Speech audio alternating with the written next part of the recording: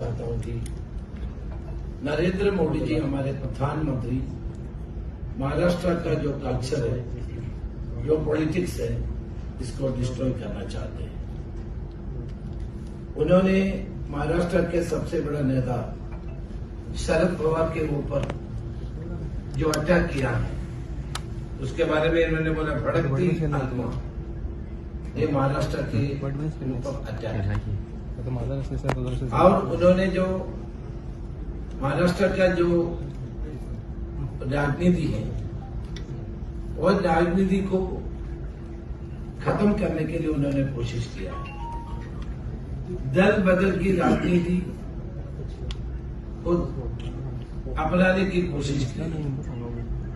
महाराष्ट्र में जो सरकार अच्छे से चल रहे थे उसको खत्म करने के लिए आयाराम गयाराम की पॉलिटिक्स उन्होंने शुरू किया। आज की जो सरकार है प्रदेश में, वो इसकी संभावना है। इसके वजह से नरेंद्र मोदी जी की जो राजनीति महाराष्ट्र के राजनीति को खत्म करने का है, छोड़ पहुंचाने का है। और उन्होंने अभी फैमिलीज को भी डिवाइड करना शुरू कर दिया। फैमिलीज पे भी लड़ाई और डिविजन लागू करने का कोशिश नरेंद्र मोदी कर रहे हैं। अब देखिए ये क्या, उनका क्या लक्ष्य क्या है। आज देश भर में नरेंद्र मोदी के खिलाफ वातावरण बन चुके हैं। फर्स्ट फेज और सेकेंड फेज के बाद उन्होंने अपना रणनीति चेंज कर दिया। उनको मालूम है कि एक फर्स्ट फेज और सेकेंड फेज में उनको भारी चोट पहुंचा है। यह समझ करके उन्होंने लोगों को डिवाइड करने का कोशिश चालू की है। हिंदू और मुसलमानों को आपस में लड़ाई करने के लिए, आपस में विभाजित करने के लिए उन्होंने जो कदम उठाया है, वो बिल्कुल हमारे देश के भलाई के लिए ठीक नहीं है। जहां भी नरेंद्र मोदी के भाषण होते हैं, उन्होंने देश को, हमारे समाज को डिवाइड करने की बात करते हैं। उन्होंने एक तो बताया कि कांग्रेस की मैनिफेस्टो मुस्लिम लीग का मैनिफेस्टो है। देखिए हमारे देश की प्रधानमंत्री कहां तक जा रहे हैं। इस देश के सबसे पुराना पार्टी इंडियन नेशनल कांग्रेस के मैनिफेस्टो को ऊपर इतने नीचे लेवल की टिप्पणी करना उनका शोभा देते हैं। आप सोच लीजिए, तो देश के लोगों को हिंदू मुसलमानों में डिवाइड करके अपना सरकार बनाना चाहते हैं। देखिए इस देश के लोग, हम सब लोग सांप्रदायिकता के खिलाफ हैं। हमारे प्रधानमंत्री सांप्रदायिकता फैलाने की कोशिश कर रहे हैं।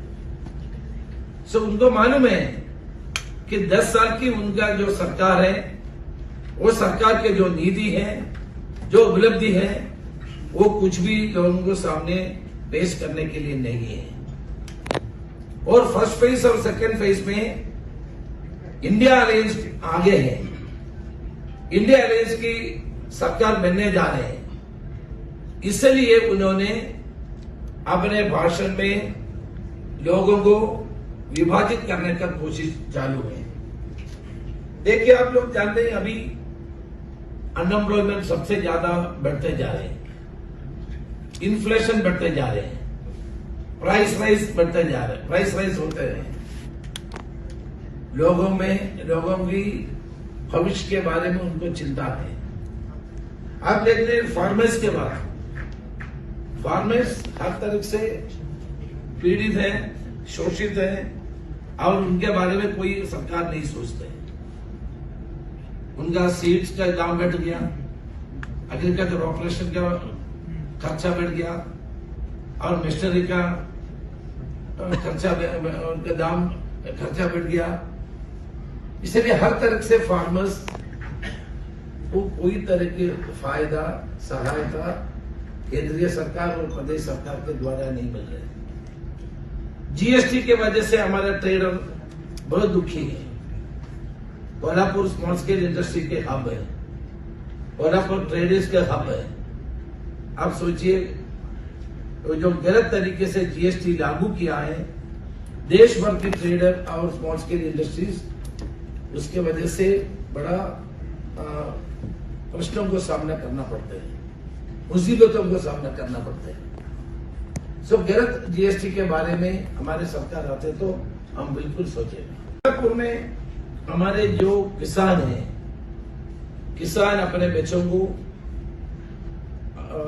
आर्मी में ज्वाइन करवाना चाहते हैं। पश्चिम महाराष्ट्र में सबसे ज्यादा लोग आर्मी में, नौजवान आर्मी में शामिल होते हैं। लेकिन अग्निवीर, यह प्रधानमंत्री जो अग्निवीर की जो कदम उठाया है, इसके वजह से फार्मर दुखी हैं, हमारे नौजवान दुखी हैं। उनको फौज में शामिल करने का कोई अपेक्षा नहीं है आजकल, बिल्कुल दुखी है। अग्निवीर के वजह से हमारे देश के नौजवान बहुत दुखी हैं। किसी को भी फौज में शामिल करने का इच्छा नहीं है। हम वादा करते हैं कांग्रेस की इंडिया अलायंस की सरकार बनते तो अग्निवीर को हम वापस करेंगे और हमारे नौजवानों को पुराने समय में जो भर्ती की व्यवस्था था वो लागू करने की कोशिश हम लोग करेंगे। और आप देखिए, 3 दिन के अंदर प्रधानमंत्री 7 रैली का एड्रेस किया। देश की प्रधानमंत्री अभी वेस्टर्न महाराष्ट्र में 3 दिन के अंदर 7 रैली एड्रेस किया है। इसका अर्थ क्या है? इसका अर्थ नरेंद्र मोदी पूरी तरह हार मान लिया है। नरेंद्र मोदी पैनिक में है। वो उनको मालूम है कि महाराष्ट्र में महा विकास आघाड़ी बहुत आगे है। देश में उनके खिलाफ जो वातावरण बन रहे हैं वो वातावरण महाराष्ट्र में भी है। एंड वो सारे कैंडिडेट को बताते हैं, कोल्हापुर के कैंडिडेट मलिक के बारे में, मलिक को वोट दे दो, मोदी को वोट देना है ना, यही बताते हैं। तो वो पैनिक में है, प्रधानमंत्री पैनिक में है, वो भय में है। इसलिए उन्होंने 3 दिन में 7 रैली एड्रेस कर रहे हैं। लोग आजकल आप लोग जानते हैं कि कांग्रेस पार्टी 25 साल के बाद अपने सिंबल पे कोल्हापुर लड़ रहे हैं। बहुत अच्छा वातावरण है। साहू महाराज की जीतने का संभावना बहुत अधिक है। 100% वो जीत रहे हैं। इसलिए मोदी जी इधर आ गए। उन्होंने जो आपके सामने जो बात रखे हैं, लोग बिल्कुल इसमें विश्वास नहीं करेंगे। आपकी बार 400 पार की मुद्दा इसलिए उठा रहे हैं कि कॉन्स्टिट्यूशन को बदलने की। हमारे कॉन्स्टिट्यूशन को हम सब लोग मानते हैं। डॉक्टर बाबा साहब अम्बेडकर ने जो कॉन्स्टिट्यूशन बनाया है